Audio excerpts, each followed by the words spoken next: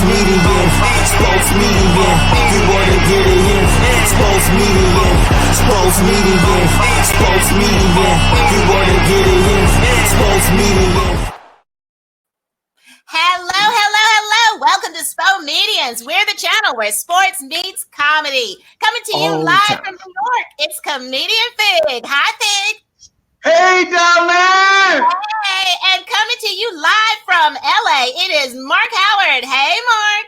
What it do, y'all? What it do, y'all? Still sunny in LA. Still sunny in LA. Oh my goodness. Yes. And you guys, we've got Def Comedy, HBO, Def Comedy Jam, comedian with us in the house, Damon Williams. He is here. He'll be with us tonight. And I'm Daryl Ann Wright, broadcasting live from Cincinnati. How's it going, guys? Ohio. Ohio. All right. So are you guys getting heat wave? Do you guys have the heat wave there in New York? Because I mean, it's hot here. We feeling a little heat on us. It's about to come into the 90s straight through for a few days. But as long as we got a little AC, we be all right. Yeah. What about you, Mark? How's it going in LA? Is it hot? You know, for hot? For LA, no. For LA, we've actually been more cooler. It's not in the triple digit 90s. It's been low 80s, 70s. So what that means is we're going to pay for it later. Trust me when I tell you. Yes, I know Chicago is feeling a heat wave. I know Cincy is hot as all get out. It's just hot here. Hot. All right, you ready to get started? Let's do it. Let's do it. Oh, before we get started, Fig, I want to say happy anniversary. 18. Thank you. Yeah. Thank you. Woo! You and your lovely wife. Happy anniversary, man. All right, so our topic, last Sunday night, boxing world lost one of its legends. Hall of Famer Pernell Whitaker was killed. We know he was struck by a vehicle in his hometown of Virginia Beach. So sad. He was for a time considered to be the best boxer pound for pound, and many boxing experts are saying that he's the one and only one of the few who could have beaten Floyd Mayweather had they been in the same era. All right, so guys, where does he rank in your minds as an all-time fighter? Do you think he could have beaten Floyd Mayweather? What do you think, Mark? You know, I know a lot of people feel that way. He's more of a defensive fighter more so than Floyd was. He can make you miss, and he can get you frustrated. But I think for someone like Floyd, who was very tactical, he would have been able to find a way through that, and he would not have been able to get away with not being able to punch a lot. He won a lot of fights. First off, the peace and condolences to the Whitaker family, man. You know what? I would say it would have been a good fight. It would have been one of those times back in the day where you had fights go 2 and 3 times over. I could have seen a Mayweather Whitaker 1-2, but I also feel too as well that could have beat Mayweather is Sugar Ray Leonard could have given Whitaker plenty of handfuls too before the detached retina. But yeah, Sugar Ray Leonard was the real deal. But no. Yeah, what do you think, Fig? What do you think? Good job, Mark. What do you think, Fig? Listen, well, first off, my condolences to the Whitaker family. Just like Mark said, I'm not sure. They're both defensive fighters, so that would have been the fight with probably very few punches. Yeah, because they both were defensive geniuses in the ring. I mean, you could hardly hit Pernell Whitaker with body shots, let alone headshots. I mean, he was a master at defense. He'd get all down on the ground, make you miss, all kind of stuff. I'm not sure. I would love to have seen both of those guys in their prime go at it. But I'm not sure. It would be a great fight. It would be one of those fights that we'd probably be talking about for 10, 20, 30 years to come. I'm not sure who would have won, but let me tell you something. Pay-per-view, I would have tuned in to see that one. That would have been absolutely amazing. You know the thing is real quick is that Money Mayweather could slip punches, but Pernell Whitaker, like, he had spider senses. He knew when the punch was coming, so it was impossible to hit him. But go ahead. Okay. All right. Let's keep it moving. Good job, guys. So talking NBA offseason, the Philadelphia 76ers locked up one of the future stars by extending the contract of Ben Simmons. So last year he made the All-Star as a second-year player, averaging about 17 points per game, and led the team 7.7 assists per game and 1.25 steals per game. So was this extension the right move right now? Fig, what do you think? Listen, you know what? I'm not really sure which direction the Sixers are going with this. I mean, I like him as a player. He doesn't have much of a shot, and when he needs to go to the hole and pass the ball in order to be effective, but then you have Joel Embiid, which is right down there in the middle. Then they just picked up Al Horford, which also is going to clog up the paint. I don't know how Ben Simmons can sort of work effectively with having these guys in the paint down low. Ben Simmons did his best work when Joel Embiid was on the bench.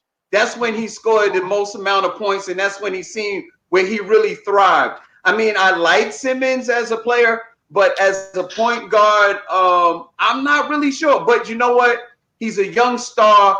I think the Sixers had to go with him, but I think in order for them to be at their best, one of those two guys seem like they have to go, either Ben Simmons or Joel Embiid, in order for them to function at a high percentage. But that's just my opinion. I'm not really sure how they're going to do it. He's a point guard with no jump shot. Mark, I tell you, you're pretty quiet over there. Are you agreeing with Fig?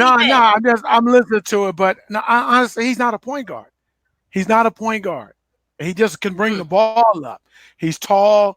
He could make some other particular passes. He uses that there. But no, people have been trying to compare him to be another version of my idol, Magic Johnson. No, don't put that in the same sentence.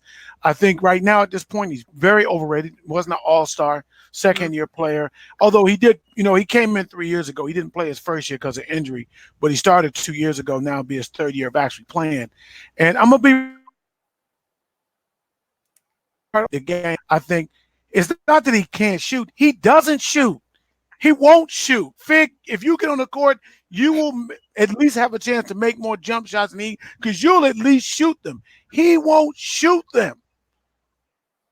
So why won't he shoot them? What's wrong with him? The boy is dead. He ain't got no shot. Because he can't. It's just like him trying to take down land on the date. He ain't got no shot. He got no shot. None at all. None at all. Wow. I'm saying to you. So now I think I get why they did it, but I would have waited. I would have waited. He'd have had to be mad. But I said, you got to show me something, because he's replaced. He's replaceable. So no, I'm not. Yeah. That's it. All right, no more dead air. Go on to the next question. That's it. All right, let's go for it. In the news. Have you guys heard of this photo app? It's called FaceApp. Apparently, it is an app that you can take a picture of yourself, upload it to this app, and it can turn you from a man into a woman. It can turn you from your age to make you look like 10 years, 20 years older. All right. The problem is it was designed by the Russians. So my question to you is, guys, would you do it? Do you want to know? You want to know what you look like 10 years from now? Yes or no? Mark, what do you think? I just downloaded the app. And I posted something before we started. And yeah, I did one with me being older. Oh, yes. And I just put it as the funniest thing about it is the way my nose looks. But it's funny. I mean, and it makes you look younger. I didn't know about the woman part. I know they said there was some apps they doing that stuff on Snapchat with that. I'm a little old school, man. I'm a little too old school for all that. I don't want to put that look with me being a woman nowhere near all that type stuff, man. I see Fig. We down on that, man. We ain't rolling with all that. My daddy ain't alive, but you know what? But he cremated. My daddy would still reach up and choke me to death if he saw me playing like. Oh boy! Okay. You know what, Mark? Will you upload that picture so he can see it? It's posted. I posted it. Old man, but yes, but you won't see me doing. You won't see me doing the female. Let me tell you something. I don't wear pink or peach. I don't put studs in my ears. Oh man! And I eat quiche. So, okay. Yeah. Fig, what about you? Have you done the app? No, I don't have the app. I didn't download the app. I don't want to know what I look like as a woman. Not at all. Not close. No way. No how. I'm old school. I do not want to know what this face looks like as a female with a wig on. No, I'm not interested. Well, what about 10 years from now? Do you want to know what you're going to look like when you're old? Listen, I'll be happy to be here 10 years from now. I'll see then. I don't want to know what I look like when I get old. I don't want my wife to know what I look like when I get old. She may bow out now. Fig, that might spice up the marriage. Yeah, you look really, really young now. Yeah, I look old. She might mess around and turn me into a sugar daddy. Oh my gosh. Okay, guys, the five, I'm going to narrow it down to three. The three most embarrassing things said this week. Are you ready for this? Yeah. All right. So a white Republican congressman said he's a person of color. So following Trump's Twitter rant, several politicians chimed in, including Representative Mike Kelly, who made an ill-advised comment that he considers himself a person of color. He said, they talk about people of color. I'm a person of color. I'm white, he told Vice News. Then the same congressman, he said the 4 Democratic congresswomen are the reason that there are directions on a shampoo bottle. Senator John Kennedy came to President Trump's defense and said he didn't believe Trump's comments were racist. Speaking to Fox News' Tucker Carlson early this week, Kennedy said the 4 congresswomen are entitled to their opinion. They're Americans, but I'm entitled to my opinion, and I just think they're left-wing cracks. And they're the reason there are differences, or directions rather, on a shampoo bottle. I think we should ignore them. Guys, what do you think? Is it too much? Who you want to hear from? Mark. I think white people like them are racist as hell. But you know what? It is a color in the crayon box. Absolutely. I love the funniest line I remember hearing from my favorite show growing up was Sanford and Son. And the police officer, he tried to fake like he was robbed, and the police officer had colored, and he said, yeah. So I ain't got a problem with all that. The shampoo, the direction of the shampoo, all I said is a direction for Tucker Carlson. Screw the shampoo box on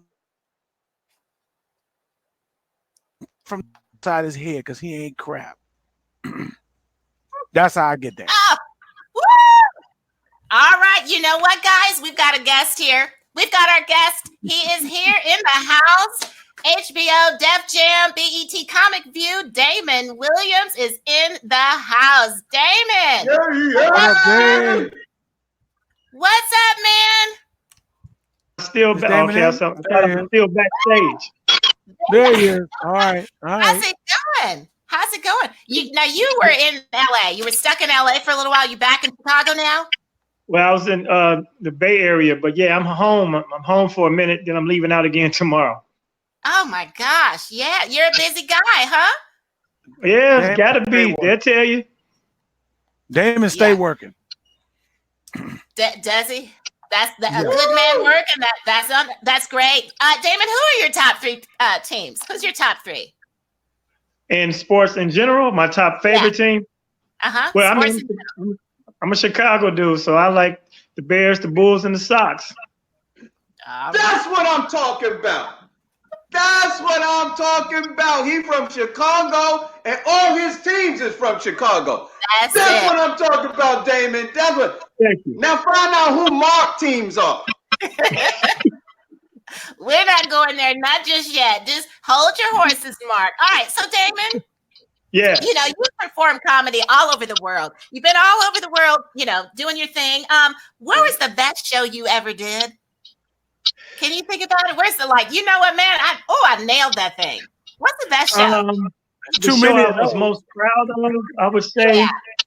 Yeah. When I toured. I opened for the Kings of Comedy, and that tour was like on a major scale, like the best thing that ever happened to comedy to that point, and really probably in history still.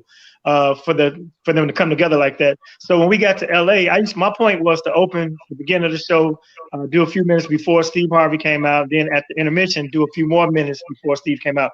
But Steve always said, they had a clock for me, there's a countdown, tell you when your time is up. Steve said, if I'm not standing there, I ain't ready to go on yet, so keep going. So in LA, he wanted the house to be full and everybody be buzzing.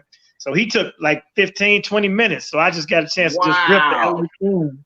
And I think that was one of my favorite shows. Of course, to come home and do that show at the Niner Center, the house Michael built, was also a great achievement, accomplishment, and fun. Nice. Yeah. Oh, nice. Yes. Oh man. You're also in that funny chair for a Tom Joyner Morning Show. The funny chair. Yeah. How hard is that? I mean, how many minutes do you get? Well, I'm on for the whole show on Friday, so I'm a part of the team. So funny chair. Okay. The funny chair term came about when J. Anthony Brown departed the show. Someone had to sit in his chair, and so they had different comedians daily in the spots. So now I finally got my day on Friday. So it's a beautiful thing because I got good chemistry with Tom and Sybil, so it was always a natural thing because I filled in for Jay a lot when he was starting to depart the show. Yeah. Yeah. So do you nice to see you working, boy. Yes, absolutely. Yeah, but Tom is retiring at the end of the year, so we don't know what's going to happen with the show because it's transitioning to Ricky Smiley, and Ricky already got a crew. We don't know who's staying, who's going. So I'm trying to make the best of that funny chair right now. I'm telling everybody everywhere to listen now so they can know my name when I come around in case I ain't on the show next year. Absolutely. We will be tuning in. We'll definitely be tuning in for that. You've got a comedy club there in Chicago. Is that true? Yeah, well, Riddle's Comedy Club always existed, but the owner he got a little older and he moved to Florida and he was, was starting to decline. And there are not many comedy clubs around America for comics like us who, you're not a household name, but you've been in the game and you're funny, you got a following, but you don't have 1 trillion social media followers. So the purpose for me was to have a home base and also a place to extend work to my friends who some of us have been marginalized, and then some of the mainstream clubs don't use us. So Chicago should not be without a comedy club where Mark and Fig and Tony Roberts and Marvin Dixon and people like that who've been in the game for a long time should be able to come and work. So that's what I'm doing. Absolutely. Yeah. Yes, sir. Riddles is nice. Huh? Riddles is a nice club. Yeah, it's an actual comedy club, old school comedy club designed for comedy. And, and it's good to have an incubator also for our up and coming comics in Chicago, because that's how we all got started. And we passed the torch down to other comics. Like, I was in the class with Deion Cole and B. Cole and George Wilborn, Tony Schofield, Kenny Howe, Dale Gibbons. And after us came D-Ray and Marcus Combs and people like that. And then he passed. There's some names right there, boy. There's some names right there. Names right there. He got a squad. And, he passed it down to Lil Rel. There's another brother named Calvin Evans you should look out for because he's just about to be on the show The South Side, which just came out on Comedy Central. So, it's about keeping that legacy going, too. What's his name again? Calvin Evans. Calvin Evans. We got to listen out for that name. Man, it's funny. The Chicago comics bring it, and my whole theory is that the comic in Chicago is like hard, grimy, because it's cold as all get out, man. So you telling jokes for your life up in that Really? a bit of edge with you, Chicago. Who dudes is like, I need to be funny so I can stay inside with warm. Chicago brings and you got you got black folks coming out spending their hard-earned money in the freezing cold in Chicago. You better be funny when they get to that club. And that's really a valid point. And to be honest, like in the summer, our clubs are not packed. It's slower because people are doing everything else like music festivals and lakefront. And Chicago is a beautiful thing in the city in the summer, but in the winter the clubs pack out because people need to find something to do, get out, get some jokes, get back in, and do what they got to do. Exactly. So Damon, how do you handle hecklers? What do? Do you cap? Oh yeah, you see, it depends on the point of a heckler. If they're heckling because of something I said or a joke, I'm not defensive about that. But if it's a personal attack, then it's time to kill your life. Like I welcome a heckler. I don't like to stop my show But we've been doing this long enough where we got superior, ammunition. You have to me. I ain't even got to see you. But you know what? I found out now, though, comics and any comedians watching, it's a fine line between being funny and snapping on somebody and being tough guy and challenging people. Because now, it's dangerous. Most of these clubs don't have adequate security. People are sensitive. You saw what happened with Steve Brown. The guy ran up there and was fighting him and throwing him. Oh, wow. Yeah. So don't let that microphone give you extra courage. Stay in your lane. Oh my goodness. You know what, Damon? I just have to say, I saw this the other night. I saw this the other night. This lady, one of your shows, this lady had fallen asleep. Do you remember that? Oh my God! And you turned that speaker around. Yeah, now that was really one of my favorite moments in a comedy show.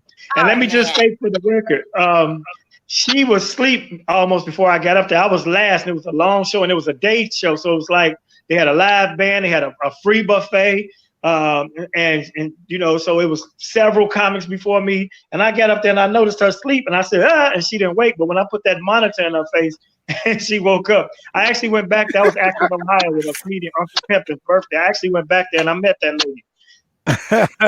Was she mad? Damon, was she mad?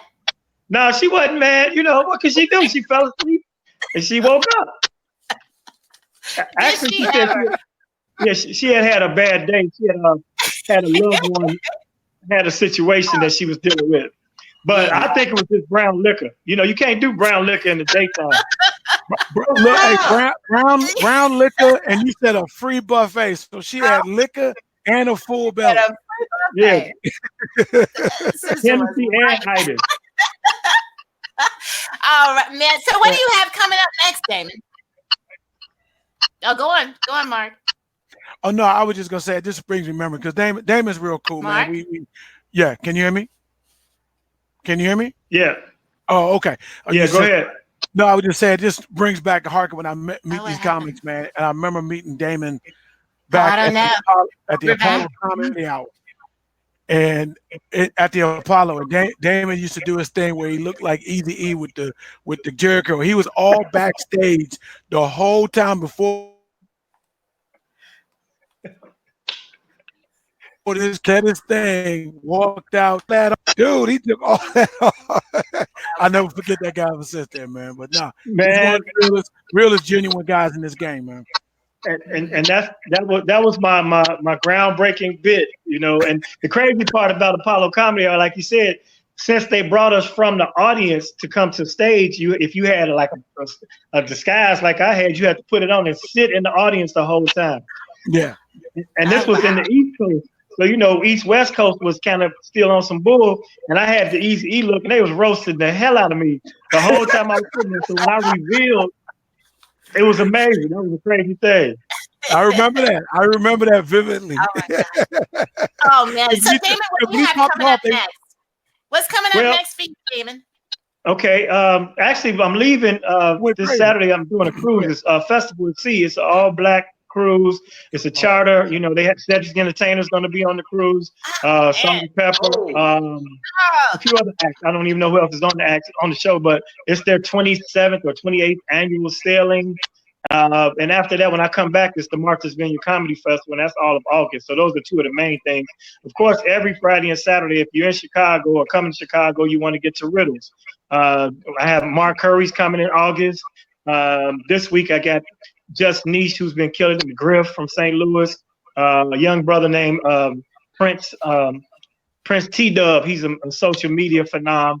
And so we mixing it up. I'm trying to do traditional comics and then throw in a couple of the young guns, to let them get their feet wet and see if they got the chops to handle it. Right, oh, man. Cool. Festival at Sea is great. I did Festival at Sea. That's a beautiful cruise. Lovely audience, man. I did that Festival at Sea before. Yeah. Damon, man, it was so good to see you. Thanks for coming out. Will you come back? Yeah, I'll come back. And look, I thought I was going to have to talk about sports. I've been brushing up on my sports talk. I'm glad we didn't because I ain't watched sports all summer. All right, man. When you come back, we're going to ask you all kinds of questions about Chicago. All right, bet. R.I.P. Sweet Pea. Okay. I know. All right, guys, because we live in this world so fast, Trump, President Trump, well, let me say President Trump. President Trump, you know what he said to the 4 women of color, that they needed to go back to their places where they live and clean it up if they didn't like the United States. You know, are we getting numb to him? Yes or no? 30 seconds. Mark, what do you think? Are we getting numb to him? We pay attention to him. I can't use the term I really call him. I'll just say he's that piece of crap in the White House, and him saying what he said, people just allowing it. And, you know, I just say, America, we voted a racist into the White House. Well, there's that. What do you think, Fig? I don't pay attention to anything Trump at all. I do my absolute best to avoid him so I can live my best life. I pay no attention to anything that Trump says. There's other things in the world that I could be paying attention to than somebody that's, every time I hear about Trump, he's never saying anything positive. Think of the one thing that Trump ever said that was absolutely positive. I can't think of one thing, so I ignore him. Yeah. Like the plague. Okay, guys, let's keep it moving. The headliner. All right, so moving into the NFL training camps, they're going to start this week. So the big question mark for the Dallas Cowboys, who have high expectations this season, but they've yet to extend the contract of the quarterback, Dak Prescott. So Philadelphia has done so with their quarterback, Carson Wentz, who was on the top pick. Dak was drafted the 4th year round to a deal as high as the quarterbacks in the league, top quarterbacks in the league. But are the Cowboys playing things too close with their franchise quarterback? Does Dak deserve as much, if not more money, than Carson Wentz? Fast as you can, Mark. What do you think? You know what? I like Dak.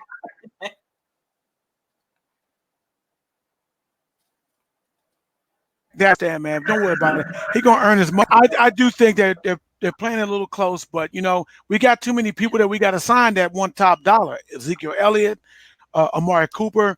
So I think they got to take their time with Dak, and you know, I think they do need to get him to do a team friendly deal. I don't think he deserves that. I don't think he needs to get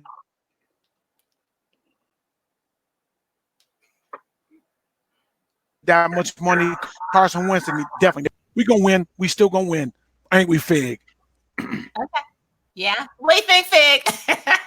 Listen, the last time I checked, it was a quarterback's league.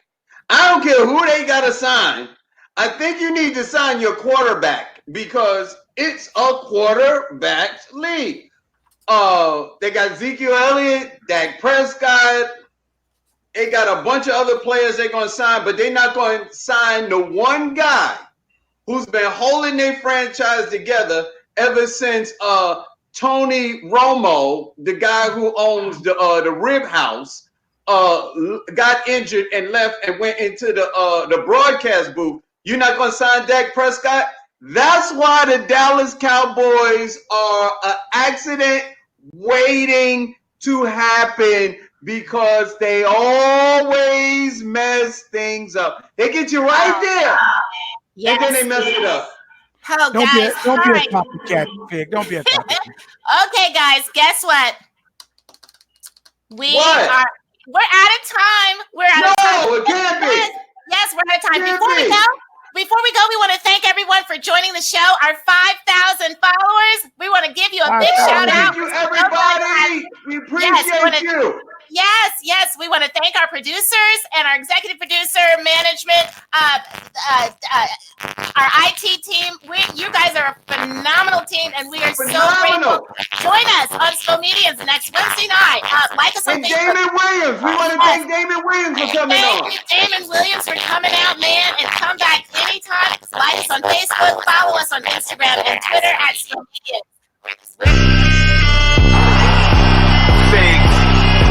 New York, Mark, Howard, Los Angeles, California. Sports media, sports media, you wanna get it in. Sports media, sports media, sports media, you wanna get it in. Sports media.